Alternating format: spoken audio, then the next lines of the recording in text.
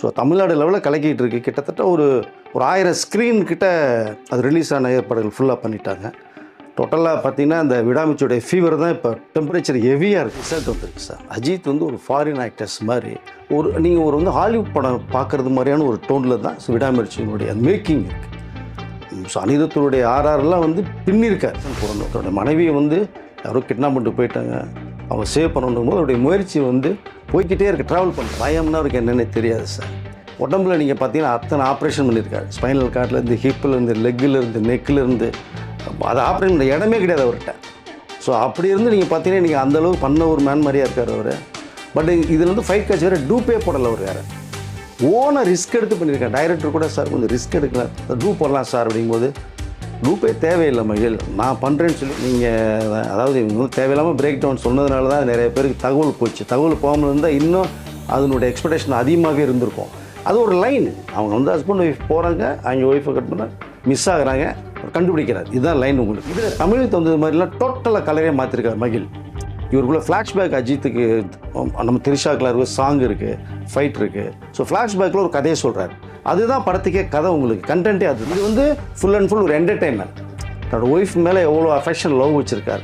Wife miss ஆனால் ஹஸ்பண்டோடைய நிலைமை என்ன ஆகும், ஸோ பறி கொடுத்துடக்கூடாதுன்ற அந்த ஒரு லவ் அஃபெக்ஷன் கண்டோடு தான் படம் ஃபுல்லாக ஜேர்னி சார். ட்விஸ்ட்டு படத்தில் ஃபர்ஸ்ட் ஆஃப் ஆல் என்ன காரணங்கிறத நீங்கள் என்ன நம்ம கதையை சொல்லிட்டோம்னா படம் ஒரு ஆடியன்ஸை கண்டிப்பாக ஃபேன்ஸ் திட்ட ஆரம்பிச்சிடுவாங்க. அவங்க படம் பார்க்கட்டும். ஸோ திரிஷா ஒரு ட்விஸ்ட்டு, அர்ஜுன் ஒரு லாக்கு. நீங்கள் வந்து டோட்டலாக பார்த்தீங்கன்னா ஹாலிவுட் ஸ்டைலில் ஒரு படம் இருக்குது. வணக்கம் சார். வணக்கம். எப்படி சார் இருக்கீங்க? நல்லா இருக்கேன் சார். விடாமுயற்சி பார்த்துருப்பீங்கன்னு நினைக்கிறேன். தயாரிப்பு நிறுவனமும் சரி, எல்லா படப்பிடிப்பு குழுவும் சரி, அவங்களே எதிர்பாராத அளவுக்கு இன்றைக்கி டிக்கெட் உலகம் முழுக்க பெரிய அளவில் புக்கிங் போயிட்டுருக்கு. அதுவே ஒரு ரெக்கார்டுன்றாங்க. சர்வரே டவுன் ஆகிடுச்சு அப்படின்ற அளவுக்கு வந்து போயிட்டுருக்கு. எப்படி சார் இருக்குது இந்த ஓப்பனிங்கு? உப்பை ஷோவில் கலக்கிக்கிட்டு இருக்குது, வேர்ல்டு வைடாக கலக்கிட்டு இருக்குது. வேட்டையில் ரஜினிக்கு எப்படி ஒரு மாஸ் கிரியேட் பண்ணி அப்ராட் பண்ணாங்களோ அஜித்துக்கு அதை விட கிராஸ் பண்ணி இன்றைக்கி உலகம் பூரா தீயாக பற்றிட்டு இருக்கிற அளவுக்கு தான் இருக்குது. ஸோ விடாமுயற்சியுடைய பற்றிய செய்திகள் தான். ஸோ அஜித்துக்குன்னு எப்பயும் ஒரு கிரேஸ் இருக்குது சார். அது வந்து நீங்கள் 2 வருஷம் ஆச்சு இப்போ அப்படின்னா கூட இது எப்போ வரும்னு டே பை டே எதிர்பார்த்துருக்காங்க ஃபேன்ஸ். ஸோ பொங்கலுக்கு வந்துருந்துன்னு வச்சிங்களேன், கிட்டத்தட்ட 8-9 நாள் லீவு அடித்து தூள் பண்ணி தோசை பண்ணியிருக்கோம் கலெக்ஷனில். எல்லா பிரேக்கும் உடச்சிருக்கோம். பட் ஏதோ ஒரு டைமிங் பேட் டைம் தான் சொல்லலாம். பட் இருந்தாலும் இப்போ எப்போ வந்தாலுமே ஃபேன்ஸுக்கும் அஜித் சரி அன்னைக்கு ஒரு ஃபெஸ்டிவல். ஸோ இப்போ 6ஆம் தேதி வர்றது கூட பார்த்திங்கன்னா எப்போன்னு வந்து டைம் வெயிட்டிங் பண்ணிட்டே இருக்காங்க. எனக்கு கூட அப்ராடில் 2 சென்ட்ரலெல்லாம் மலேசியாவிலலாம் கூட நம்ம பேசும்போது கூட ரொம்ப ரெஸ்பான்ஸ் அதிகமாக இருக்குது. ஸோ நம்ம அரேபியன் கண்ட்ரியில் பேசணும், துபாயில் பேசணும் கூட அந்த ஒரு ரெஸ்பான்ஸ். கோயம்புத்தூர், மதுரை.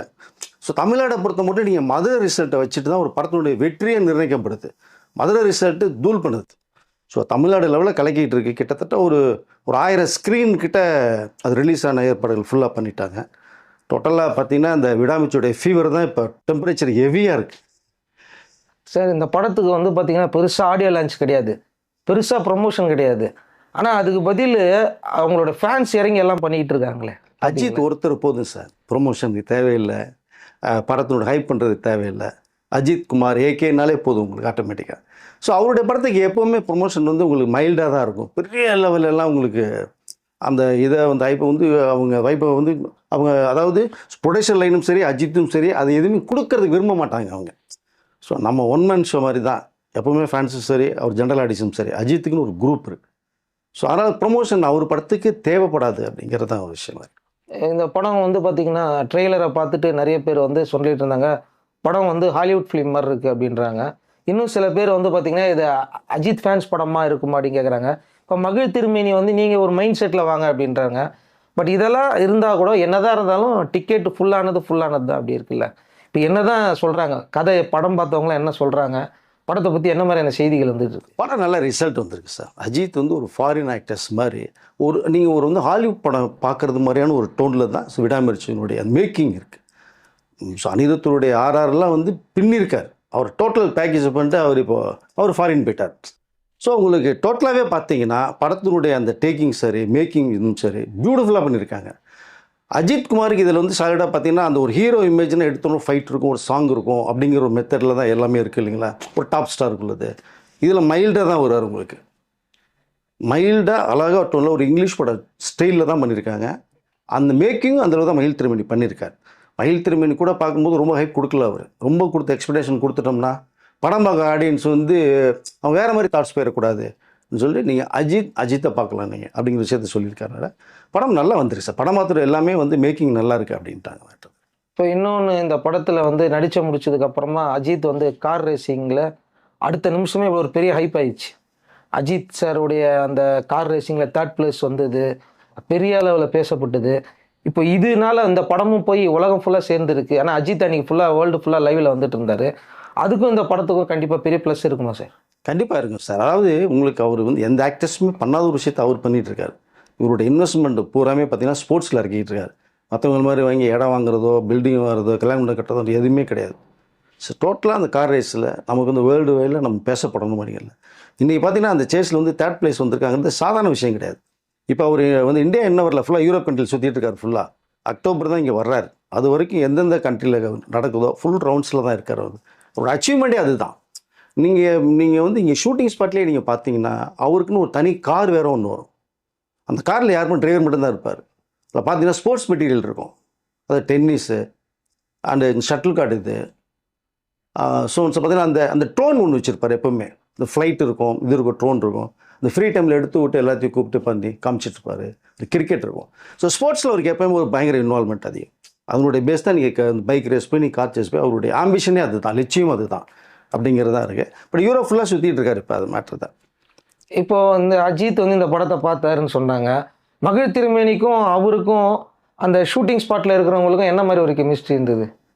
நல்லா இருந்தது சார். அது வந்து மற்றவங்களுக்கு பிடிக்காத ஒரு சில விஷயங்கள் பேசிட்டு இருக்கே தவிர அவர் வந்து மயில் திருமேனியே சாய்ஸ், அதாவது நீங்கள் படம் பண்ணணும்னு சொல்லி அஜித்குமார் கூப்பிட்டு தான் மயில் திருமேனியே போனார். தடம் அண்டு தடையற தாக்க 2 படமே சூப்பர் டூப்பர் ஹிட் கொடுத்தோன்னே அந்த கேப்பில் வந்து அஜித் ஒரு படம் ஒன்று வந்து லைக் பண்ணுறாங்க. ஸோ கமர்ஷியலாக ஒன்று பண்ணணும்.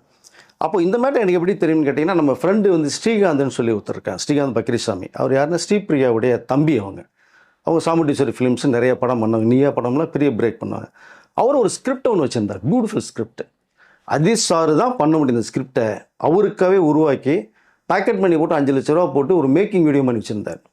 ஒரு 3 to 4 மினிட்ஸ் உள்ள மேட்டர் வச்சுருந்தார். அதை வந்து அஜித் சார்ட்ட காமிச்சு பண்ணணும் அப்படிங்கும்போது அதாவது அஜித் சாரோட டேட் இருக்கு. அப்போ பிளான் பண்ணலான்னு பண்ணுறாங்க.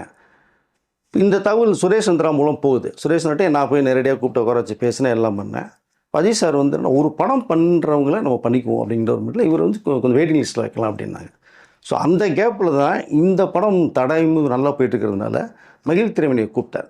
மகிழ் திருமணி போய் ஒரு ஸ்கிரிப்டை சொன்னாங்க, அஜித் சார் ஒரு ஸ்கிரிப்டை சொன்னாங்க. எல்லாம் மாறி மாறி வந்து விடாமுயற்சி ஸ்கிரிப்ட் நல்லா இருக்குன்ற மேட்டரில் அஜித்துடைய லைக்கில் தான் பண்ணி இவர் சொன்ன கதையை ஒன்று பிளான் பண்ணி தான் அந்த படம் உருவாச்சு. ஸோ கார் சேஸ் அப்படிங்கிற அந்த ஒரு ஹைலைட் எடுத்துட்டார் அஜித் சார். இதில் நம்ம வந்து விளையாடலாம் அப்படிங்கிற ஒரு ஒரு தாட் அவருக்கு வந்தது. ஸோ ரொம்ப இன்ட்ரெஸ்ட் எடுத்து பண்ணின படம் தான் இந்த 2 பேருமே. சரி, லைக்காவும் சரி, அஜித் பிடிச்சவங்க லைக்கா ஓகேன்ட்டாங்க. செலவு பற்றியும் கவலைப்படலை. நான் எக்ஸ்பென்ஸ் கொஞ்சம் அதிகமாக போச்சு. அங்கே சூழ்நிலைகள் சரியில்லை. லொக்கேஷனில் திடீர்னு சாம்பல் நிரல் அடித்து மணல் வந்து அது வந்து பனிப்புளி வந்து நிறைய பேர் நிறையா விஷயங்கள் நடந்தது. வார்ட் டைரக்டர் மிலன் இறந்து போனாங்க. சம்பவங்கள் நிறையா நடந்தால் கூட என்னடா இது விடாமுயற்சி தலைப்பு ஒரு காரணமாக அப்படின்னா தலைப்பு ஒரு காரணம்னு சொல்ல முடியாது. ஸோ அதான் அந்த கதைக்கு என்ன தேவை அப்படிங்கிற தலைப்பு அது 100% பொருந்தும். தன்னுடைய மனைவியை வந்து யாரோ கிட்னாப் பண்ணிட்டு போயிட்டாங்க, அவளை சேவ் பண்ணணும் போது அவருடைய முயற்சி வந்து போய்கிட்டே இருக்க ட்ராவல் பண்ணுறாரு. ஸோ அதனுடைய தலைப்பு தான் விடாமுயற்சின்னு வச்சாங்க. மகிழ் திருமணிக்கும் அஜித்துக்கும் நல்ல அண்டர்ஸ்டாண்டிங் இருக்குது. அதில் எந்த கிளாப்ஸுமே கிடையாது. இப்போ இந்த படம் வந்து ரிலீஸ்க்கு வந்து தயாராகிடுச்சு.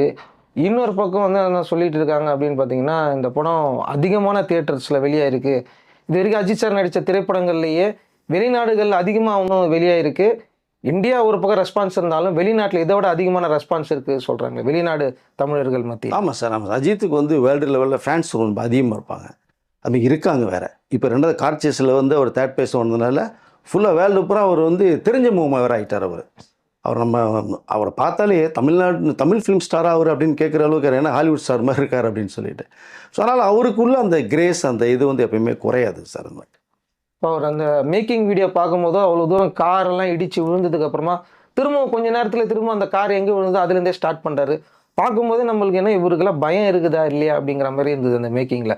அவ்வளோ தூரம் விழுந்து அந்த காரை திரும்பவும் கீழே விழுந்த காரை திரும்ப எழுந்த வச்சுட்டு திரும்பவும் அவரே பண்ணுறாரு. நீங்கள் பார்த்துருப்பீங்கன்னு நினைக்கிறேன் மேக்கிங்கில். பார்த்து அவரே விழுந்து மலையில் உருண்டு வர சீனெல்லாம் ரியாலிட்டியாகவே எடுத்திருக்காங்க. இது எதனால் அவர் இன்னும் அப்படியே தான் இருக்கார் அஜித் சார், பயப்படாமல் அதான் கேட்குறேன். பயம்னா அவருக்கு என்னென்னே தெரியாது சார். உடம்புல நீங்கள் பார்த்தீங்கன்னா அத்தனை ஆப்ரேஷன் பண்ணியிருக்காரு. ஸ்பைனல் கார்ட்லேருந்து, ஹிப்பிலேருந்து, லெக்கிலேருந்து, நெக்கிலேருந்து, அது ஆப்ரேஷன் பண்ண இடமே கிடையாது அவர்கிட்ட. ஸோ அப்படி இருந்து நீங்கள் பார்த்தீங்கன்னா நீங்கள் அந்தளவுக்கு பண்ண ஒரு மேன் மாதிரியாக இருக்கார் அவர். பட் இதில் வந்து ஃபைட் காட்சி வேறு டூப்பே போடலை அவர் வேறு. ஓன ரிஸ்க் எடுத்து பண்ணியிருக்கேன். டைரக்டர் கூட சார் கொஞ்சம் ரிஸ்க் எடுக்கல, டூப் போடலாம் சார் அப்படிங்கும்போது, டூப்பே தேவையில்லை மகிழ், நான் பண்ணுறேன்னு சொல்லி அந்த ரோல் டைவர்ட் பண்ணுறதெல்லாம், டைவடிக்கிறதுலாம் 3 ஷாட் 4 ஷாட் மேலேருந்து உருள்றது, என்ன தான் நீங்கள் கீழே வந்து ஒரு மெத்தை போட்டு அதில் கட் பண்ணி குழுந்து உருண்டு வந்தால் கூட இவருக்கு இருக்கிற கண்டிஷனுக்கு விடுறதே பெரிய விஷயம் சார். ஸோ டூப்பே போடாமல் ரியலாக இருக்கணும் நமக்கு. ஏன்னா நம்ம ஒரு ஸ்போர்ட்ஸ் மேன், காரில் போகிறோம், கிட்டத்தட்ட அவர் வந்து 250 மைல் ஸ்பீடில் கார் போகிறாரு. ஸோ நீங்கள் ஆக்சிடென்ட் வந்து நீங்கள் ஒரு லிமிட்டில், நம்ம பைக்லேயோ இல்லை ரோட்டில் கார் போகும்போது நம்ம ஒரு லிமிட்டில் பண்ணுவோம். அஜித் தட்டினா ஃபுல் ஆக்சிடென்ட் உள்ளே இறக்கணும், அடித்தா 250 ஸ்பீடில் போகிற வண்டி. இப்போ அவருக்கு போய் ஸ்டண்ட் காட்சியில் டூப் போட்டு பண்ண நல்லா இருக்குமா? அதாவது பழைய படங்களில் போட்டிருக்கலாம், வேறு விஷயம். இன்றைக்கி இருக்கிற சூழ்நிலைக்கு வந்து நம்ம ரியலாக பண்ணணும்னு சொல்லி ஸ்டண்ட் காட்சியெலாம் ரியலாக பண்ணியிருக்கார். ஸோ அவர் அதை ரிஸ்க்கை எடுப்போம், நமக்கு வந்து அந்த படத்தை ரிசல்ட் நல்லா வரணும், மேக்கிங் நல்லா வரணுங்கிற ஒரே கான்செப்டில் ஃபைட் சீனில் எல்லாமே வந்து அதை அவர் வந்து கார் ஓட்டுறது சரி, ரன்னிங்கும் சரி, அந்த ஸ்டண்ட் காட்சியில் ரோல் பண்ணுறதும் சரி, டூப்பே போடலை அவர். நெக்ஸ்ட் மங்காத்தால வந்து அஜித்தும் அர்ஜுனும் சேர்ந்து ஒரு பெரிய பிளாக் பஸ்டர் கொடுத்தாங்க. திரும்ப அதே காம்போ வரும்போதோ நம்மளுக்கு வந்து ஏதோ ஒன்று சொல்ல வராங்க, இதில் ஏதோ ட்விஸ்ட் இருக்கிற மாதிரியே காட்டுறாங்க. அஜித்துக்கும் அர்ஜுனுக்கும் ஏதோ ஒரு விஷயம் இருக்குது அப்படிங்கிற மாதிரியே கதை போகுது. அதில் சில ட்விஸ்டெல்லாம் இருக்குது. நீங்கள் ட்ரெய்லரில் பார்த்தது ஒன்று, ஆனால் வேறு ஒன்று வரப்போகுது. இங்கிலீஷ் படத்தில் இருந்தாலும் நிறைய சீன் மாற்றிருக்காங்க சொல்கிறதுலாம் உண்மையா? ஆமாம் சார். அதாவது இங்கிலீஷ் படத்தில் ஒரு லைன் தான் நீங்கள், அதாவது இவங்க வந்து தேவையில்லாமல் பிரேக் டவுன் சொன்னதுனால தான் நிறைய பேருக்கு தகவல் போச்சு. தகவல் போகாமல் இருந்தால் இன்னும் அதனுடைய எக்ஸ்பெக்டேஷன் அதிகமாகவே இருந்திருக்கும். அது ஒரு லைன். அவங்க வந்து ஹஸ்பண்ட் ஒய்ஃப் போகிறாங்க, அவங்க ஒய்ஃபை கட் பண்ண மிஸ் ஆகுறாங்க, அவர் கண்டுபிடிக்கிறார், இதுதான் லைன் உங்களுக்கு. இதில் தமிழுக்கு தகுந்தது மாதிரிலாம் டோட்டலாக கலரே மாற்றிருக்கார் மகிழ். இவருக்குள்ள ஃப்ளாஷ்பேக் அஜித்துக்கு, நம்ம திரிஷாக்கில் இருக்க சாங் இருக்குது, ஃபைட் இருக்குது. ஸோ ஃப்ளாஷ்பேக்கில் ஒரு கதையை சொல்கிறார். அதுதான் படத்துக்கே கதை, உங்களுக்கு கண்டென்ட்டே அதுதான். திரிஷாவை எங்கே போகிறாங்க, மிஸ் ஆகிறாங்க, எதுக்கு தூக்குறாங்க அப்படிங்கிற விஷயம் தான் ஃப்ளாஷ்பேக் சொல்கிறாங்க. அதில் அர்ஜுன் வர்றார். நீங்கள் மங்காத்தால பார்த்த அர்ஜுன் அண்டு அஜித் காம்போ வந்து வேறு ஸ்டைல். அது வந்து சூப்பர் டூப்பர் காம்போ. அது இதில் வந்து வேறு ஜோனலில் இருக்கும். நீங்கள் ஸோ மங்காத்தாவை நீங்கள் எக்ஸ்பெக்டேஷன் பண்ணிவிட்டு நீங்கள் இது விடாமுயற்சியில் இருப்பான்னு எதிர்பார்க்க வேணாம். இது வேறு டைப் ஆஃப் வியூ. அது அப்போ இந்த படம் வந்து காமன் ஆடியன்ஸ்க்கு எப்படி போய் கனெக்ட் ஆகும் இந்த திரைப்படம்? கண்டிப்பாக நல்லா இருக்கும் சார், கண்டிப்பாக போகும். ஏன்னா ஒரு டிஃப்ரெண்ட் டோனில் பண்ணியிருக்காங்க. நீங்கள் நார்மலாக பார்த்தீங்கன்னா நீங்கள் ஆடியன்ஸ்லாம் வந்து நீங்கள் ஒரு மெசேஜ் உள்ள படம் சொன்னீங்கன்னா அதை அக்செப்ட் தான் பண்ணிக்கிறாங்க. இப்போ லப்பர் பந்தெல்லாம் வந்து மெசேஜ் இருந்துச்சு, அக்செப்ட் பண்ணிக்கிட்டாங்க. இது வந்து ஃபுல் அண்ட் ஃபுல் ஒரு என்டர்டெயின்மெண்ட். தன்னோட ஒய்ஃப் மேலே எவ்வளோ அஃபெக்ஷன், லவ் வச்சுருக்கார். ஒய்ஃப் மிஸ் ஆனால் ஹஸ்பண்டோடைய நிலைமை என்ன ஆகும்? ஸோ பறி கொடுத்துடக்கூடாதுன்ற அந்த ஒரு லவ் அஃபெக்ஷன் கண்டோடு தான் படம் ஃபுல்லாக ஜேர்னி போயிட்டுருக்கு உங்களுக்கு. இது எல்லாரும் மக்களுக்குமே பிரிச்சாக இருக்கக்கூடிய ஒரு விஷயம் தான் சார். ஏன்னா அஜித்துன்னு ஒருத்தர் இருக்கார், அவருக்காக தான் படமே தவிர வேறு எதுவும் கிடையாது. அது கதை இருந்தாலும் விசுவாசம்லாம் கதையோடு இருந்தது, வீரம் இருந்தது, மக்கள் வந்தாங்க. பட் இது வந்து வேறு ஸ்டைலில் இருக்கும் உங்களுக்கு. வந்து ஒன்று கம்பேர் பண்ண வேண்டாம் எதையுமே நம்ம. சரி, அப்போ என்ன தான் நம்ம புதுசாக பார்க்கல, நீங்களே சொல்லுங்கள் உங்கள் வியூவில் இருந்து. நீங்களும் சொல்கிறீங்களா இதுக்கு முன்னாடி பார்த்த படத்தையும் எது நீங்கள் கம்பேர் பண்ணாதீங்கன்றீங்க.